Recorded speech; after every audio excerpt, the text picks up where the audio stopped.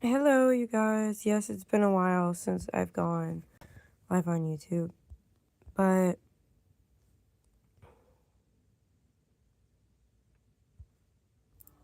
all murdered and mutilated. She dropped the we are going to be watching Draw the Life Tic Tac.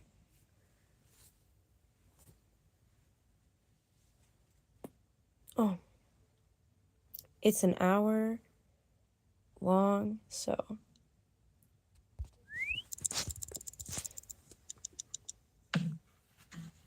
Welcome to a new night special, TikTokers. Nostalgic night dedicated to our biggest fans. You have supported us in each of our projects. You have given us ideas and messages of affection. We feel very grateful because you allow us to dedicate ourselves to what we like the most, telling stories. In today's video, we will relive many of your favorite videos. We want to send a greeting to all of you who accompany us every week. We are more and more in this great family. It makes us very excited. A subscriber has asked us to draw all the creepypastas as if they were going to take a family photo. We thought it was a great idea. It is clear that we cannot fit everyone. There's no room for so many. But let's draw some of them. The kings of creepypastas could not be missing. We're talking, of course, about Jeff the Killer or Slenderman. But they're not the only ones. Lazari, Laughing Jack, Laughing Jill, Jason the Toy Maker. Let's see if you're true fans of creepypastas. How many characters do you recognize?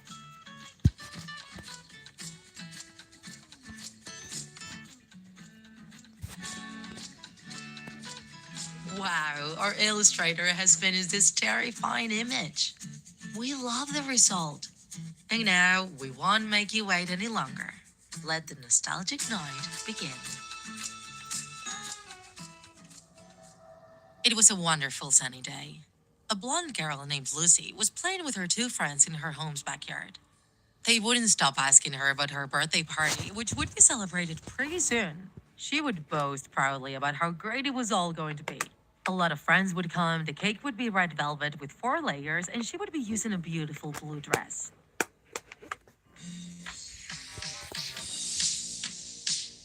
bro, this bitch just started. 4 layers, and she would be using a beautiful blue dress.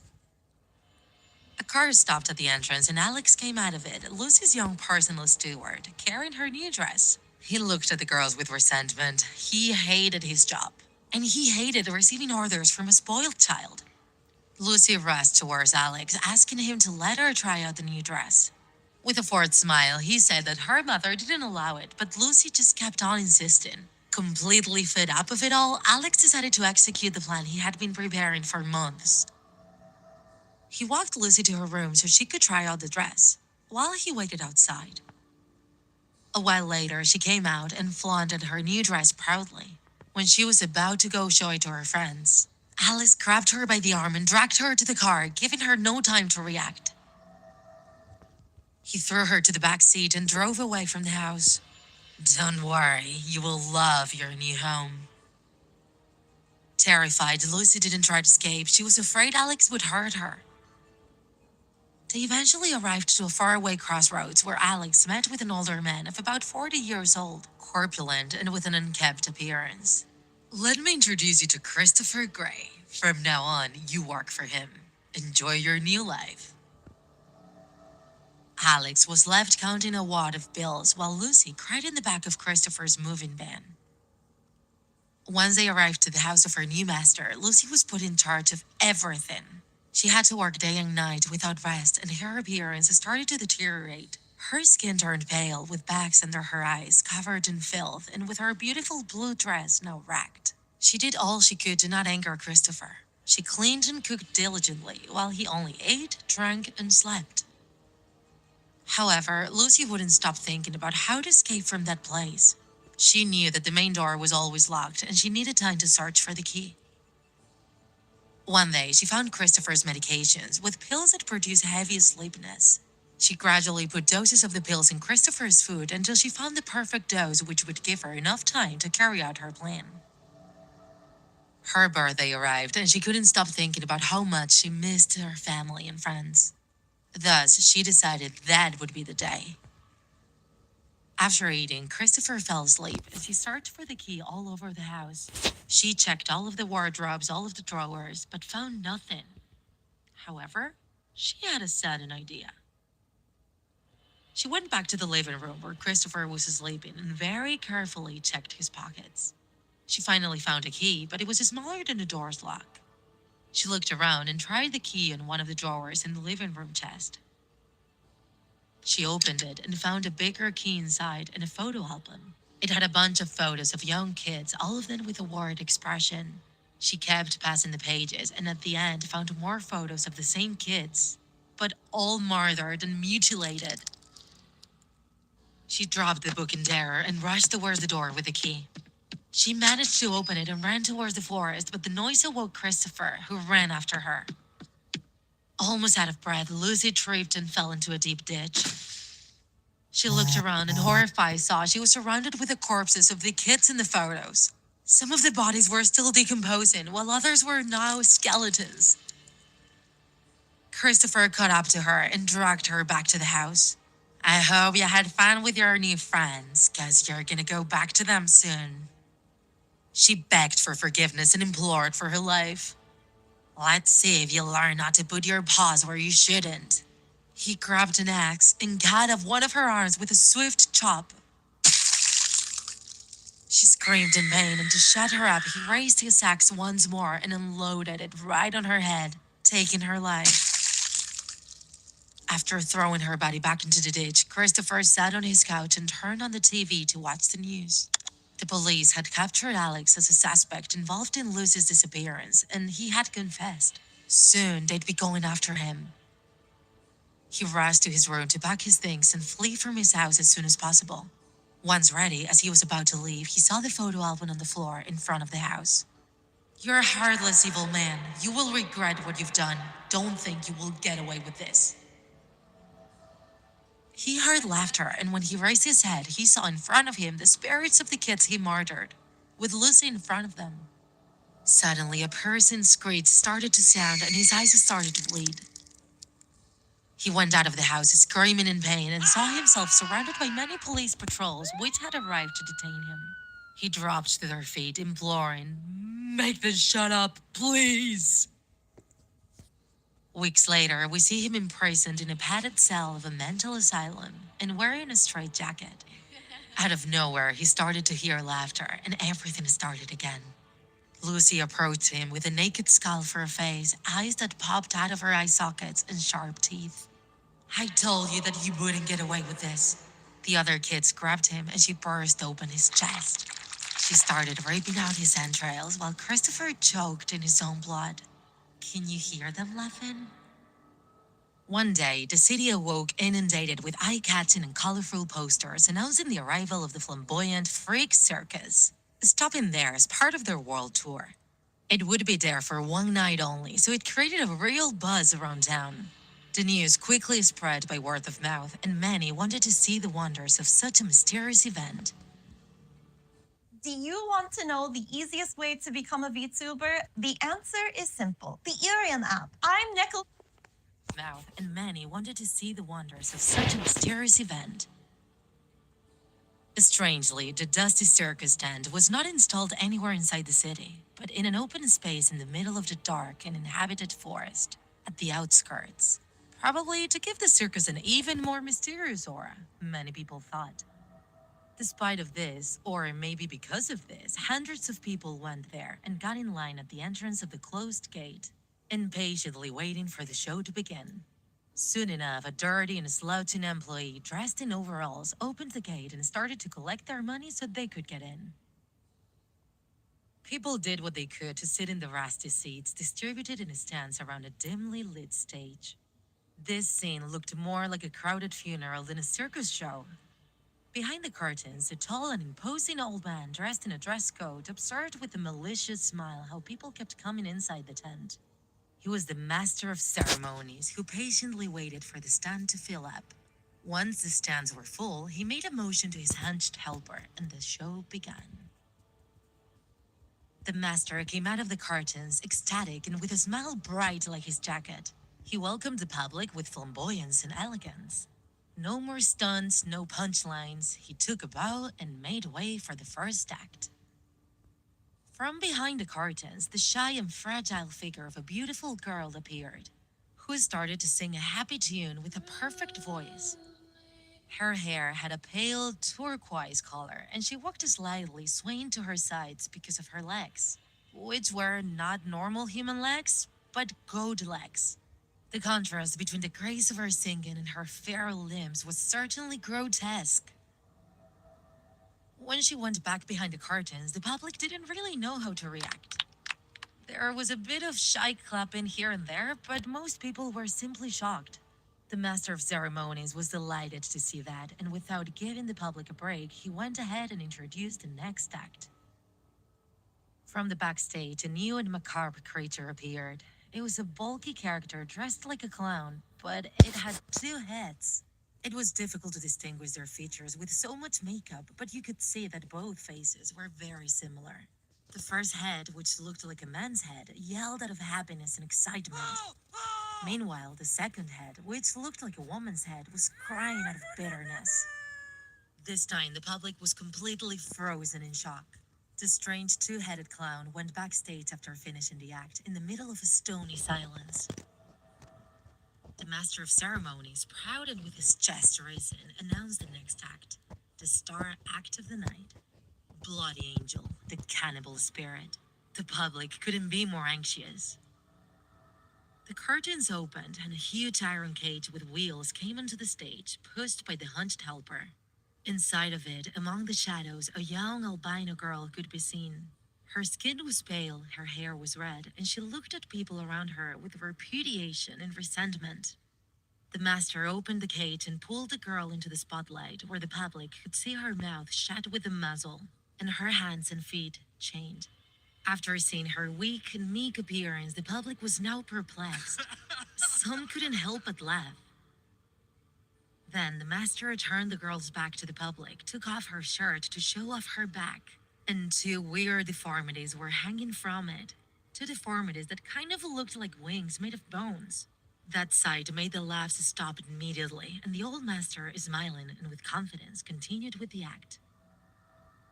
He removed the girl's muzzle and proceeded to carefully separate her lips with his hands to show her teeth to the public. The teeth were sharp and pointy, like the teeth of a wolf. Whispers of astonishment swept the stands, and the girl felt hundreds of eyes were staring at her, looking at her with both pity and disgust. That brought back to her mind a memory she had buried a long time ago. The memory of her previous life, a perfectly normal life with family, friends, and a happy existence. The flashes in her mind continued, showing her visiting the same circus and getting out before the show was over because she was disgusted with what she was seeing. She also saw a flash of arms grabbing her, dragging her into the darkness, holding and imprisoning her in that damn cage. The next scenes playing in her mind were even more blurry and confusing. Scenes of brutal beatings and humiliations, all done to make her forget who she was and force a new personality into her. The personality of a savage cannibal. She saw flashes of surgeries done on a dirty bed, as well as mutilations done with chemicals to transform her into what she was now. And at the end, she felt how her infinite pain went away, and how it was replaced with an insatiable appetite for human flesh. Just snap a photo and list in minutes. Easy, right? Once it sells, the buyer covers shipping, so there's no cost for you. And with For human flesh. After those flashes, the cannibal girl acted quickly. She scrambled and pulled with all her might before the master could react, freeing herself from her captor. She then jumped on the old man, furiously biting his face and devouring half of it. The man was still alive, and his screams of agony were drowned by his own blood. The public was now horrified after seeing that terrible and gruesome scene. The girl quickly freed herself from her chains and rushed towards the public, attacking whoever was near her with no mercy. The screams and cries of people running in all directions filled the dusty tent. Some people managed to survive the attack, many of them ending up with deep wounds and even with some of their limbs mutilated. Others were not so lucky and were devoured by the red-haired girl. The master, surprisingly, was one of the few able to escape her clutches.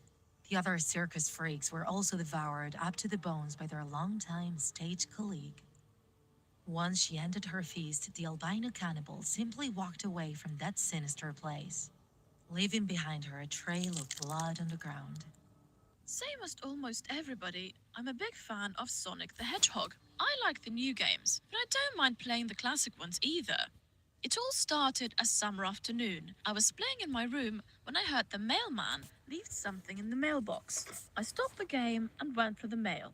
There was only a CD box and a note. It was from my best friend Kyle.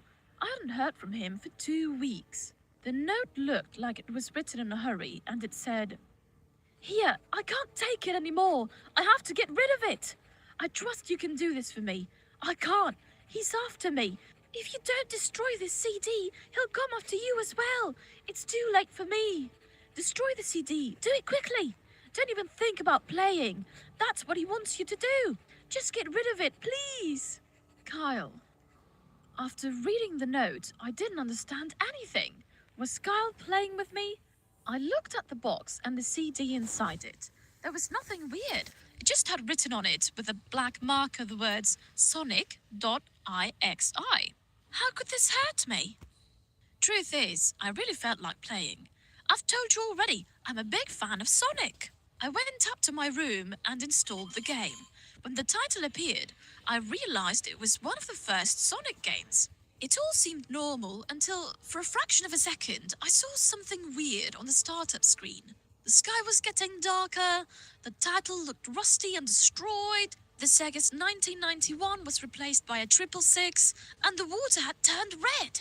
The most horrifying thing was Sonic's eyes, black and bleeding, with 2 shiny red dots looking at me. His smile was also scary. When the screen to choose a character appeared, there were Tails, Knuckles, and Dr. Robotnik. Now I knew for sure something was going on. I mean, how can you play with Robotnik in a classic Sonic game? At that point, I realized I was playing a hacked game.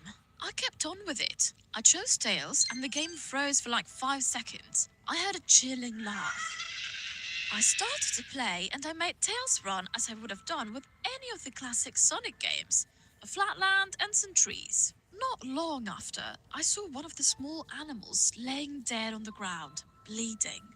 Tails had a sad look on his eyes, and the music started to slow down. I kept on with Tails, but he seemed affected. Going up a hill, Sonic appeared, leaning on a tree. His eyes were black, and he had an evil smile on his face. Tails seemed really scared.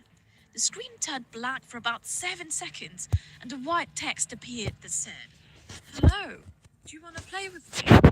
What is going on? Tails was on the screen again. He was very scared. He looked at me, terrified.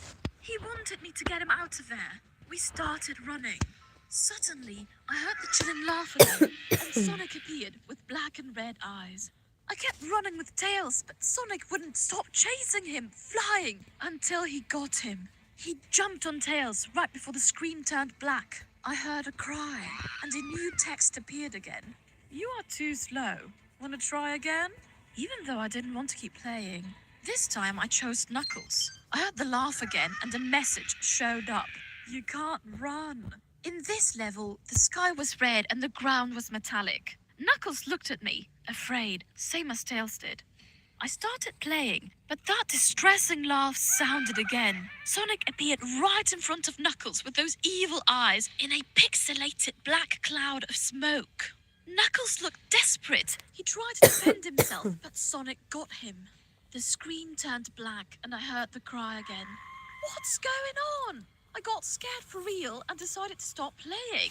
The game had worn me out, so I fell asleep. But right after, a disturbing nightmare ruined my rest. I could hear Knuckles and Tails crying for help. Had I abandoned them? I gathered all my courage and started to play again. When I started it, I only had Robotnik left to play with. This time, the screen was kind of a hallway with purple walls. There were candles emitting red light and blood drops in the screen. I started running with Robotnik. He didn't seem nervous, as the others too did. As he was moving forward, the walls seemed darker and darker, the candles starting to emit a mysterious blue light, and the terrible laugh appeared again. He was here. Sonic showed up right in front of Robotnik. He seemed more real this time.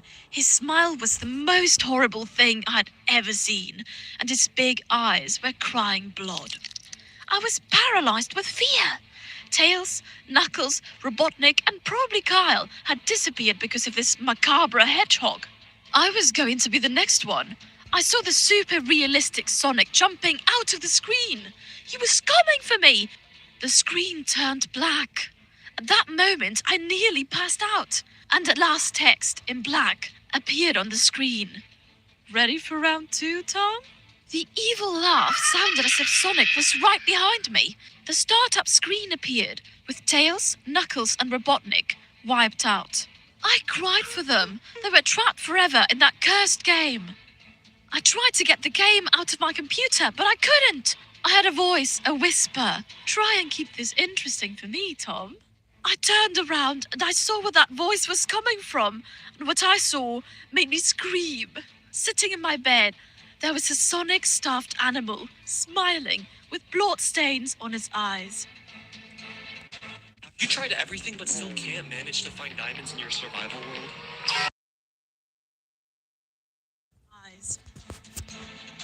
But this story starts a long time ago, before game consoles hit homes. In the early 1980s, in a town in the United States, panic began when a series of violent deaths followed. The victims had been brutally tortured and killed, and the perpetrator always left the initials TD in blood on the wall. Beyond that, the police had no clue. The most brutal killing took place in a home where 6 people died and only 1 survived with serious injuries. His testimony was chilling. He claimed to have been attacked by a small blood-covered teddy bear with a macabre smile full of fangs and from whose eyes flames erupted.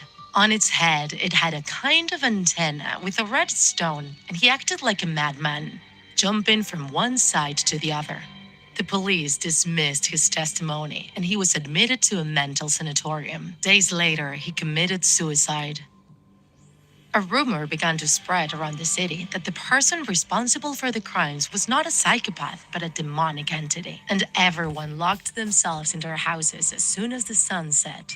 One night, a police patrol found in an alley the remains of a massacred body.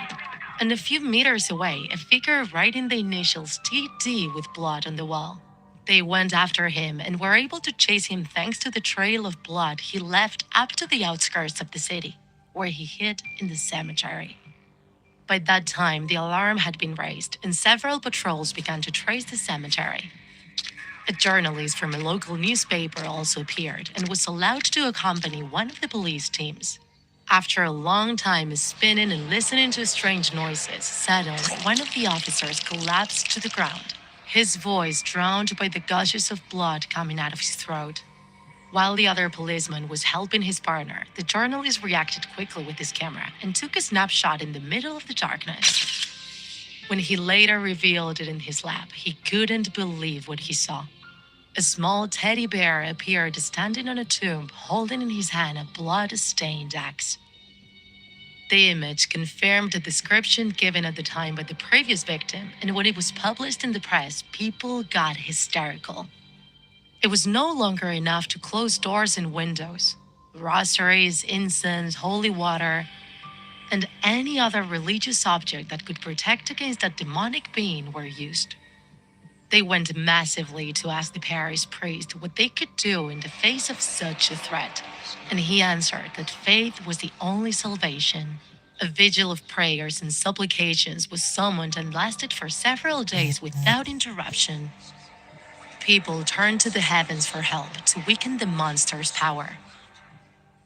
Suddenly, one night, the creature appeared, kneeling before the priest. Blood and flames gushed out of his eyes stronger than ever, and his desperate cries tried to silence the people's prayers. The priest gathered the courts to stand before him, uttered a few verses, and sprinkled him with holy water. At which point the monster gave a scream of pain and exploded like a great blood bubble, soaking everyone present. At last, the curse was over. Everything went back to normal, and people tried to forget that gruesome experience. Until much later, in the late 1990s, when Sega released for its Saturn console a new installment of its star saga, Sonic R. It was a revolutionary three-dimensional racing game that included a couple of secret characters that could be unlocked as rewards. In a home in Los Angeles, California, a mother called her son, who had been locked in his room for hours, for dinner, playing this new title. After several unanswered attempts, she went upstairs ready to scold him, but what she found left her disenchanted.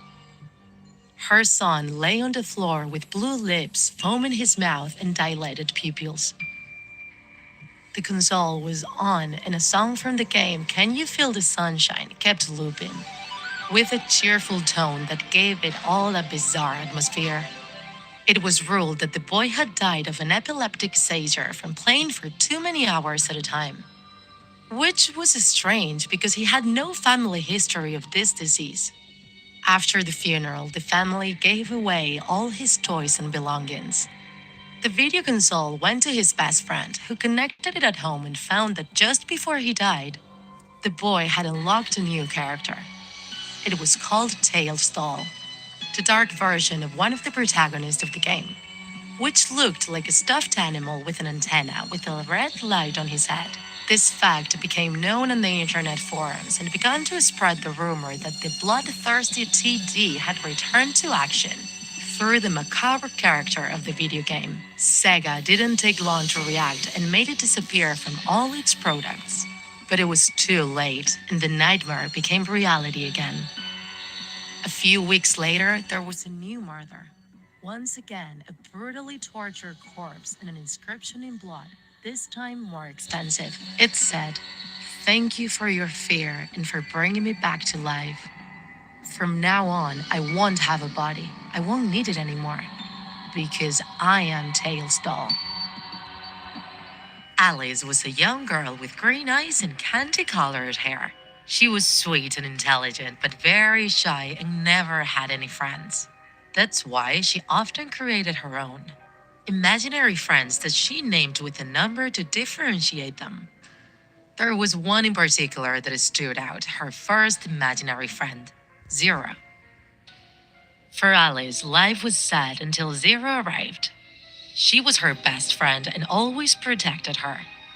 Zero wore a black sweater, black and white striped gloves and socks, and brown boots. Around her eyes were black circles. Alice would spend all her time with her, and when her parents saw her playing and talking to herself, they got worried and thought about seeking help. One summer day, Alice sat down to sunbathe in her garden. The sun caressed her pale skin. As she sat on the grass, she felt a strange sensation. Something in the depths of her mind urged her to cross to the other side of the street. Barefoot, she headed towards the road. As she looked up, she saw a large white truck coming towards her, and she was paralyzed, in shock. Do you want to watch anime for free on your phone? Let me guide you step by step. In shock. There was a loud, squeaking sound as the vehicle turned in another direction, dodging her and falling down the hill until it caught fire. Alice froze pale. She watched as someone crawled desperately out of the vehicle, covered in crimson blood. It was her father, and next to him was her mother, screaming as they burned to death. "Mom! Dad!" she cried out. It was the last time she saw them. After the accident, she was adopted by her neighbor, Mrs. Rogers. She was an alcohol addict. Alice hated her very much, but she had no one else, no family, no friends. As she grew older, she forgot her imaginary friends. One day in class, Alice was absorbed drawing in her notebook when the teacher caught her attention. Alice, I suggest you pay attention in my classes. I don't think you need another zero. She was confused. Something the teacher had just said bothered her, but she didn't know what. She felt sick, so she asked for permission to go to the bathroom and rest out. When she arrived, she washed her face with cold water, and when she looked up to her reflection, she panicked. She swore she saw someone else. She went back to class and saw how strange red circles were drawn in her notebook. A chill ran through her body. As she left class, she found her only friend, Anne, who had short blonde hair and brown eyes. "Hello, Alice. Welcome to Wonderland," said Anne. "I'm not in the mood today, Anne," she replied seriously.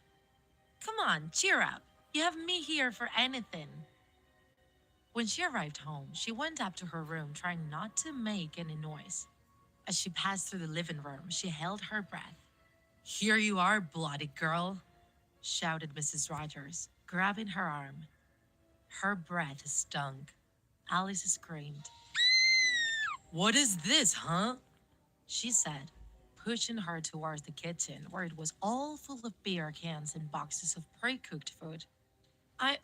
I'm sorry. I didn't have time to clean up. I was late for school." "I don't need excuses. Don't let it happen again or you'll regret it, I swear." She threw her on the floor and she hit her head with the floor tiles. Alice picked everything up containing her sadness, anger, and confusion. The next day, she took another route to school so no one would see her. She walked through the snowy forest in her black sweatshirt, covering the bruise on her face. Just as she got to school, something made her fall. She felt a group of boys laughing at her, her blood boiling with rage more and more intensely. She got up and pushed the boy. She threw him to the ground and started hitting his face nonstop. "Alice, stop!" she heard screaming. "What's wrong with you? We only want to help you." She looked up and saw everyone's horrified expression, including that of her friend Anne. She looked at her bloody knuckles and the boy's smashed face. "What have I done? I didn't mean to," she thought. Tears filled her eyes. She stood up and fled into the woods. When she got home, she blindfolded her wounds in the bathroom and saw her reflection in the mirror. "What did I just do? I didn't want to." "Oh no, of course not. It was me. I just wanted to protect you," answered the voice, using her own mouth. Alice stepped away, surprised. It was unbelievable, but her reflection had just spoken for her. Who are you?" she asked, stuttering. "I'm your best friend, remember?" Her head started spinning as she fell to the ground feebly. The voice was inside her head, repeating the same phrase over and over again. "I'm your best friend, your only friend, zero." In the following weeks, the voices stopped, but Alice began to become a different person, more and more irritable and violent. She often suffered sudden attacks and laughed like a mad woman. She felt as if her mind was someone else's. When Mrs. Rogers found out that she had been expelled from school, she got angry and locked her in her room. She sobbed, felt weaker and weaker until one night she fainted. When she woke up, she was on the floor. Her whole body hurt. There was no sign of Mrs. Rogers. Relieved, she left her room and went to the living room. She was surprised by news that appeared on television where they said they had found a decapitated woman. She decided to make herself a soup for dinner. A rotten smell struck her. A hammer covered with blood was lying on the floor. Scared, she returned to her room. As she entered, she saw the walls covered with circles drawn in blood. And on her bed laid Mrs. Rogers' lifeless head. She ran out of the room in horror, but tripped and fell down the stairs until she reached the floor unconscious. She woke up again in a room full of mirrors that reflected her pale face with tired eyes.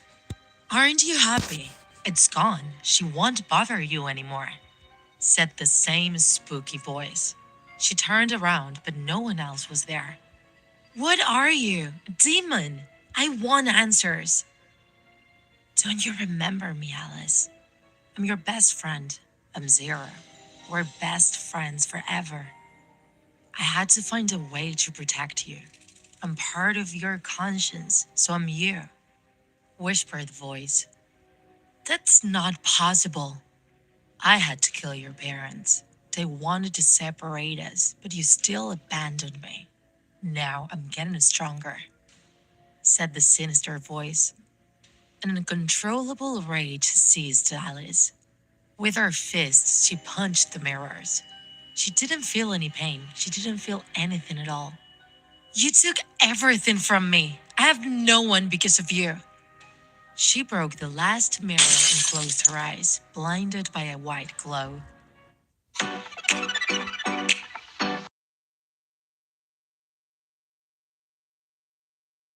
Blinded by a white glow.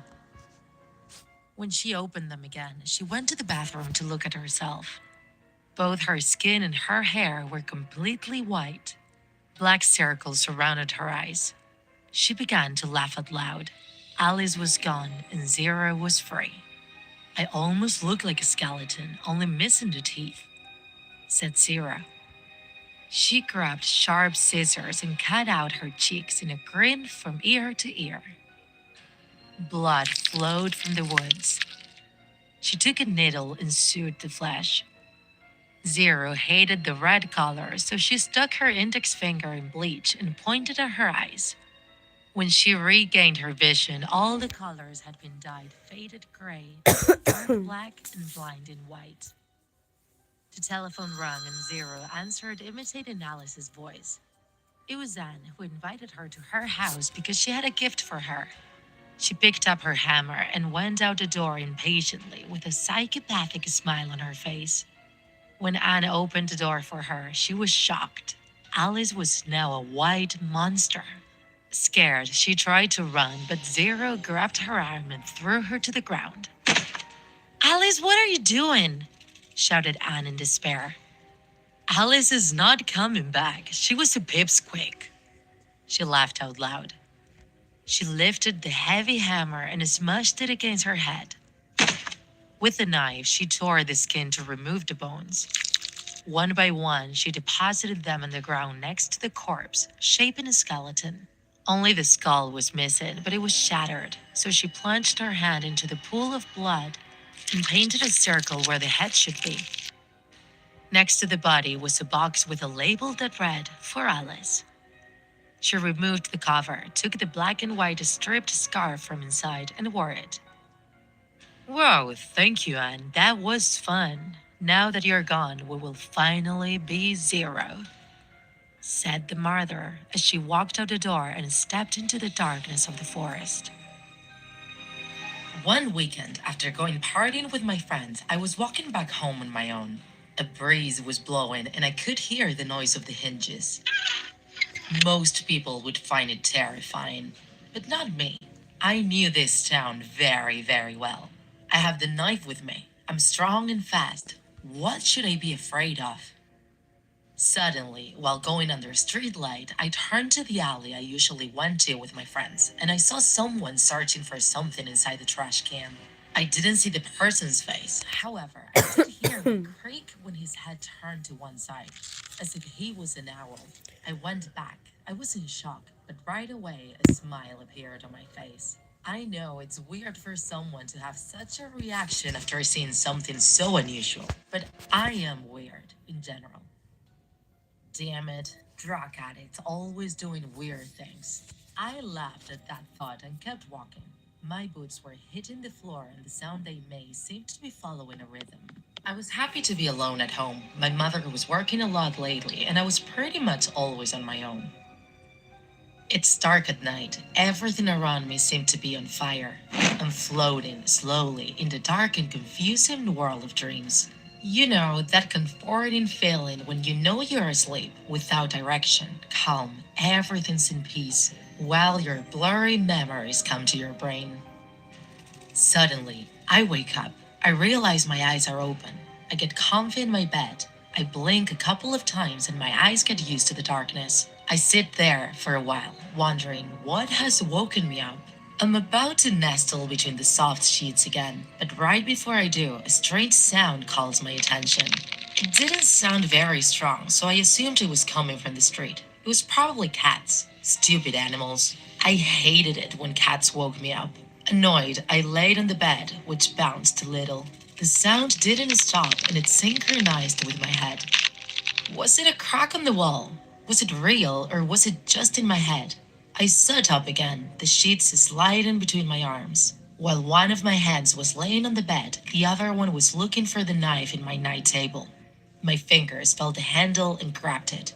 Maybe I was exaggerating, but better safe than sorry. I grabbed the knife firmly, closer, as if it was downstairs. It sounded like steps. I could hear the sound slowly in my corridor. I had no doubt there was somebody in my house. I felt a tingling while my hair stood on end. My heart was beating like a gust of adrenaline through my body. It was frozen like a marble sculpture. I didn't even dare to breathe. I could feel each beat resounding in my body. If I'd made any noise, whatever was out there in the hallway could hear me. What should I do? Scream, ask for help, attack him, kill him? Lenny, is it a sin to drink alcohol as a Christian?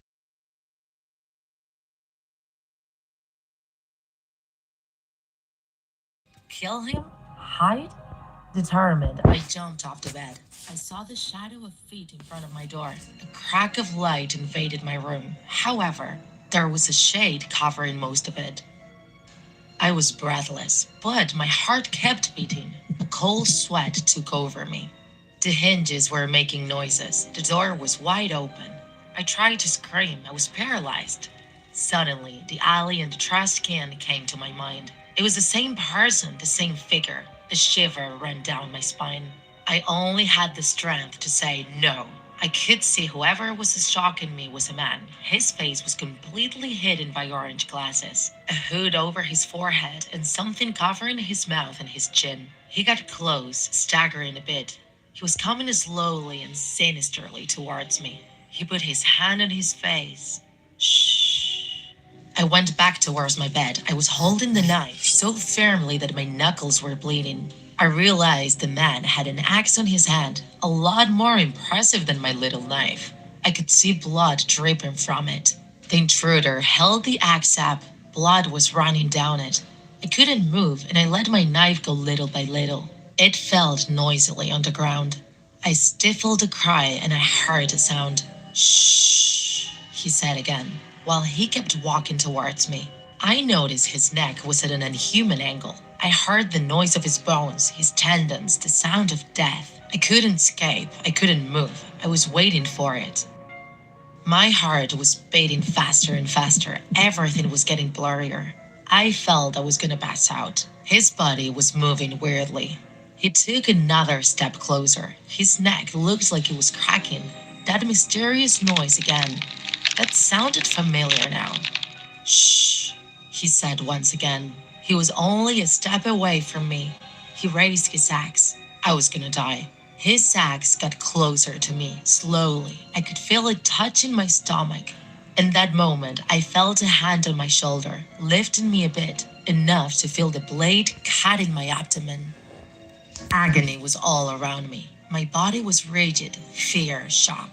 I couldn't see the night stars anymore. My vision turned black and white. My world spun around. The last thing I saw was a pair of shoes with silver point and the puddle of blood reaching the shoes of the intruder. And then, my world turned black and numb. It was a sunny summer day. My 5-year-old son James was playing in the backyard. James had always been a quiet boy with a wild imagination. But he was a bit of a lonely soul. He never had many friends. I was in the kitchen feeding our dog when I heard James talking to someone in the backyard. Was it a friend? I decided to go out to see how he was doing. When I reached the backyard, I was a little confused. James was the only person there. Was he talking to himself? I swear I heard another voice. At that moment, I called him. He came in and sat at the kitchen table. I made him a turkey sandwich and he began to eat it silently.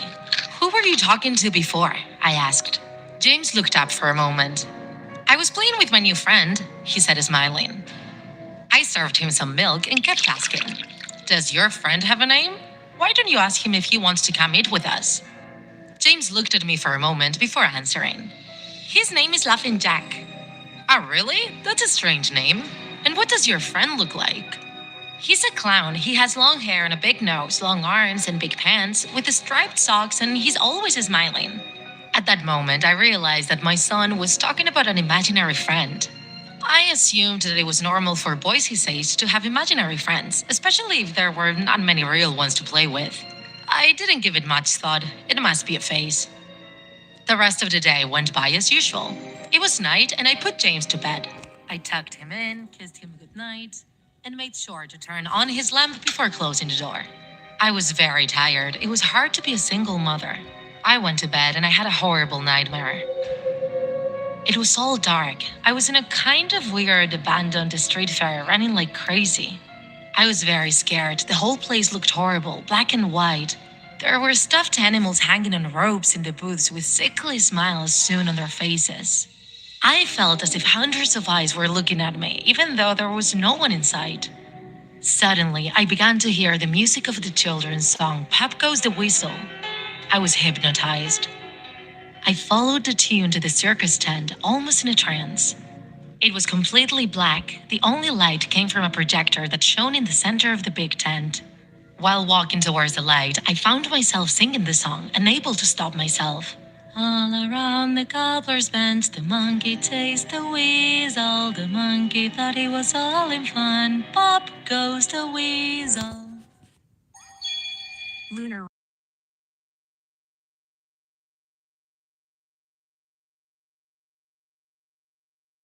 The lights came on suddenly, leaving me almost blind. All I could see was a small dark silhouette coming towards me. Then another appeared, and another, and another. There were dozens of them. I couldn't move. I was frozen. The silhouettes were children.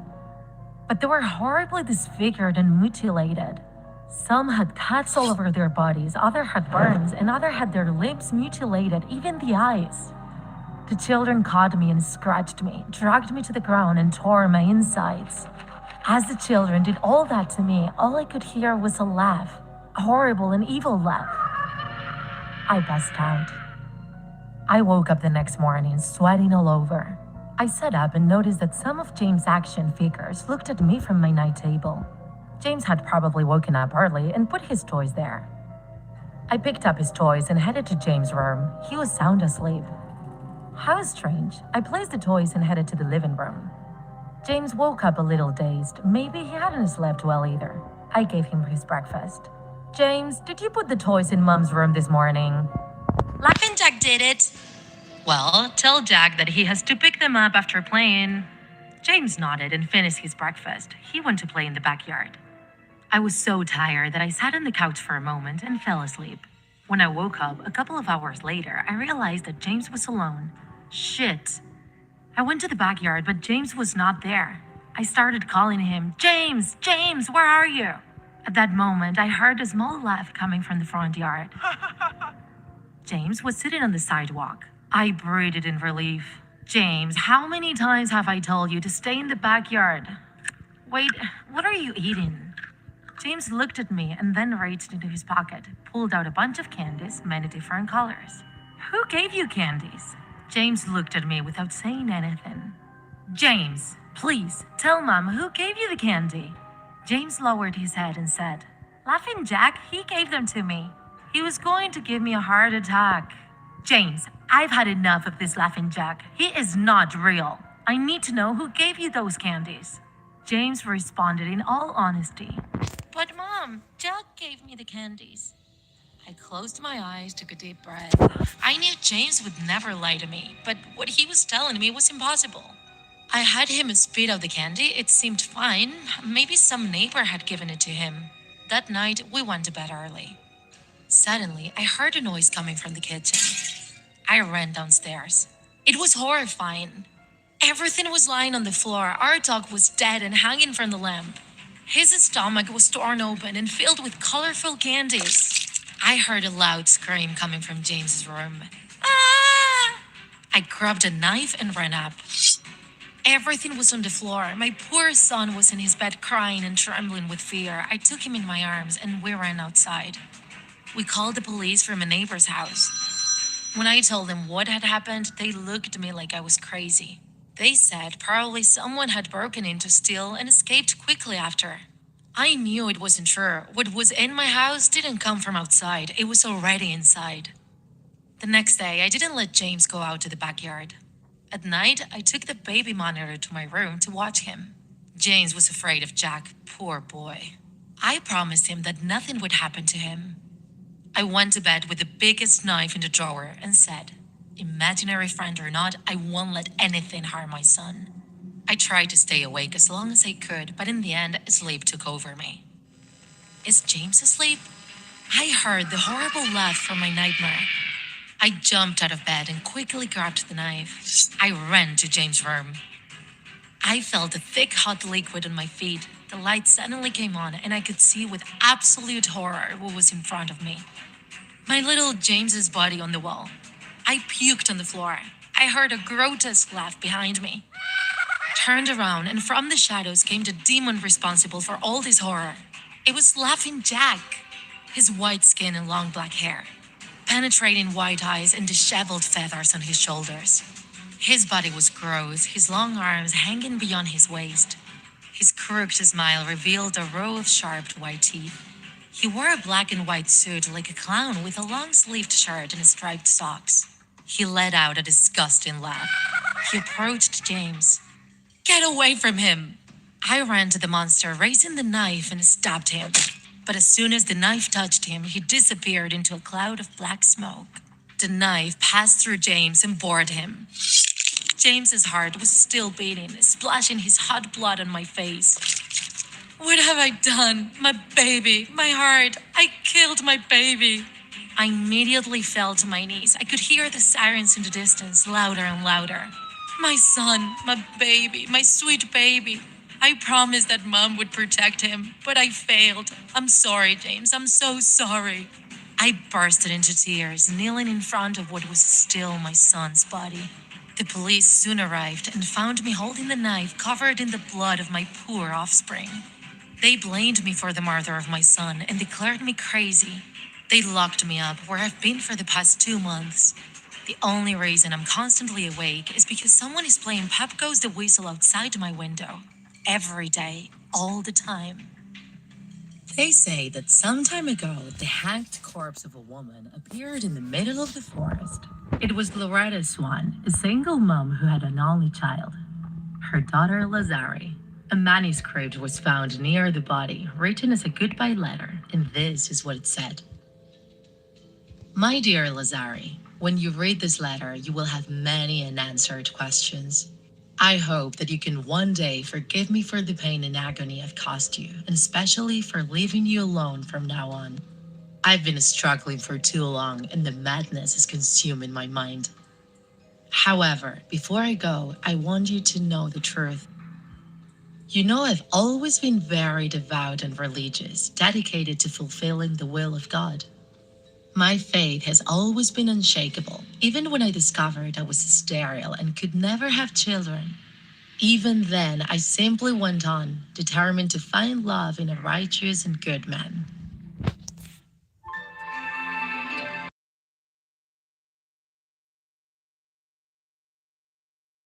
I simply went on, determined to find love in a righteous and good man.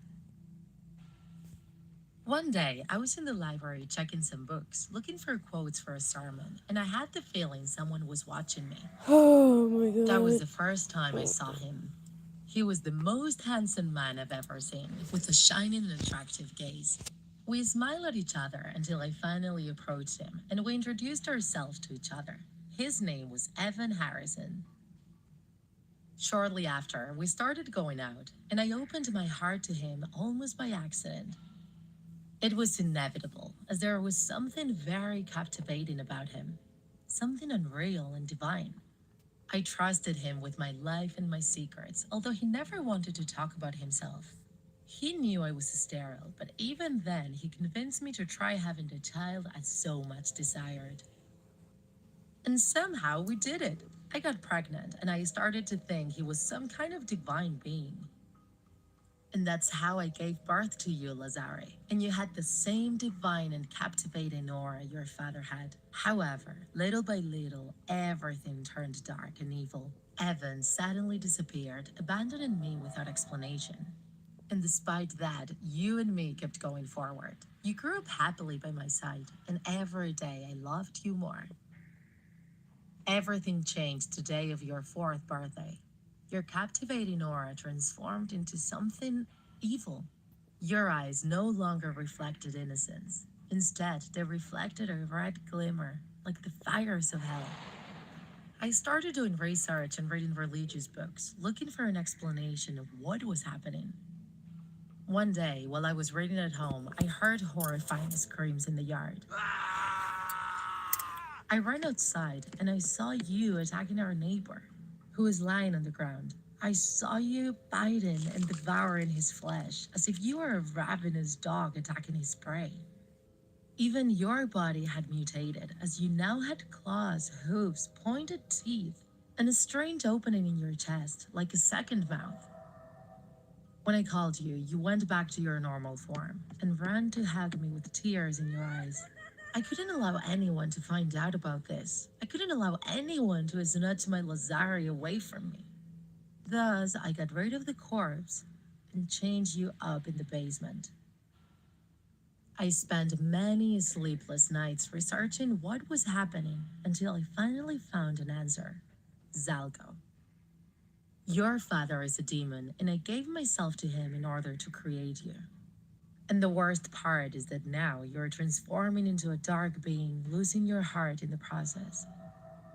That's why I locked myself in the basement with you and did whatever I could to expel that evil within you.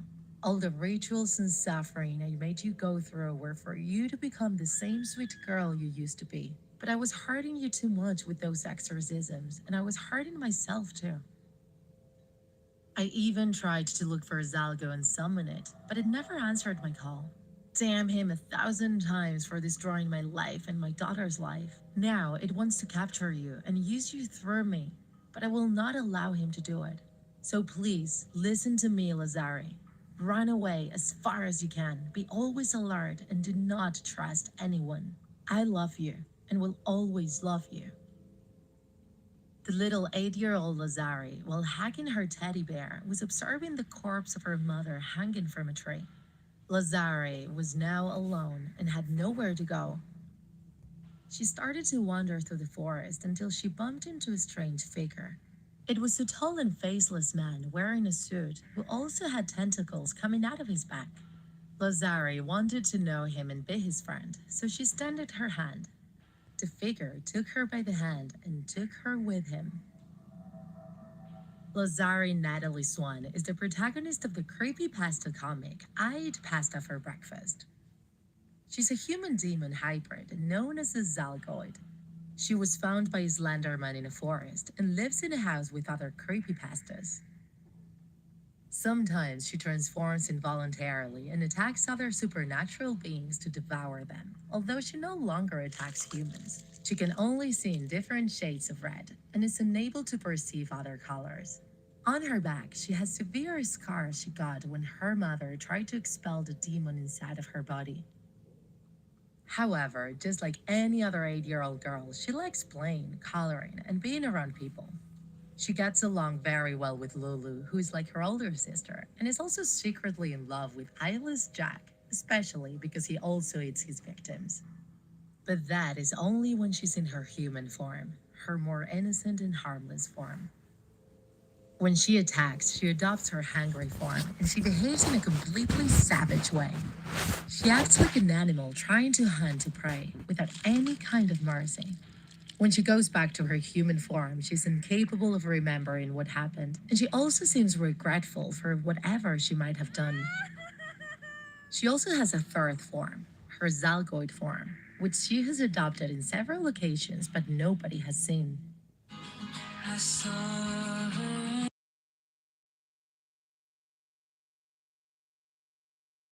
Her Zalgoid form, which she has adopted in several occasions but nobody has seen.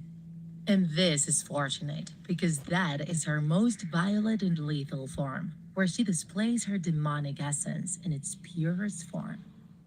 Nina was yet another teenager who would have to spend Valentine's Day alone. She threw herself on the bed, sighing. She was exhausted after an afternoon of hard work. She put her laptop on her legs and started to check out her social media. Everyone's statuses were filled with heart emojis, photos of hugs, and mushy phrases. Seeing that made her sick, and it's not like she gets sick easily. But suddenly, she realized the stabbing she was feeling in her stomach was due to something different, or rather, someone different. She searched the profile of a boy named Jeffrey Woods. She opened the chat tab, and there they were, dozens of messages written by her with no response from Jeffrey. She felt very sad, and a tear started to go down her cheek. She wiped the tear using a corner of the blanket, but then she realized she had stained her cheek with blood. The blood came from the body of a girl that laid by her side, just as if she were a horror doll. Nina casually set aside the body with a kick. It fell on the floor face down, revealing several stabbings on her back. Filled with gloom, Nina looked at the splashes of blood on the wall, as well as an inscription written in blood that said, "Sleep with me, my love." That was another message for the same recipient. Nina looked back at the chat window and hesitated about writing yet another message. Outside of the house, Jeff was crouching while he observed Nina laying on the bed. He had been following her lately and was having a great time observing her massacres. It really seemed the pupil was besting the master. It was awesome how with just a couple of knife movements she entered the parents in the living room. And the way she savagely stabbed that girl in the back, you could tell that Nina had the same spirit and bloodlust as Jeff. Maybe he was starting to feel something for her? The vibration on his phone interrupted his thoughts. He had a new message from Nina Hopkins.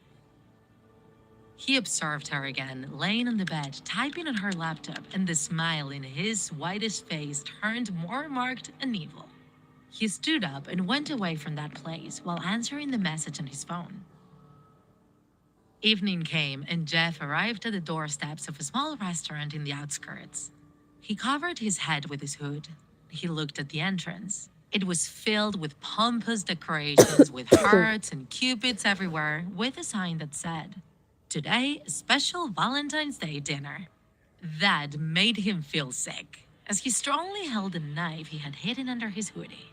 His lust for killing increased, and he put his eye on a woman in the side alley. It was most likely one of the employees taking out the trash. He was about to rush towards her, but managed to contain himself. There would be enough time for that later. But for now, he was waiting for someone else. In the alley, Eve threw some trash bags into the trash container while dreading the several work hours she still had before her. That was the date she hated the most in the entire year. The hypocrisy, the unnecessary spending, the ridiculousness of it all. And all for people to go back to Good. arguing and yelling at each other the next day, showing their true selves. Moreover, her Good. boss required her to wear that embarrassing pink uniform, smile at all times, and congratulate the customers.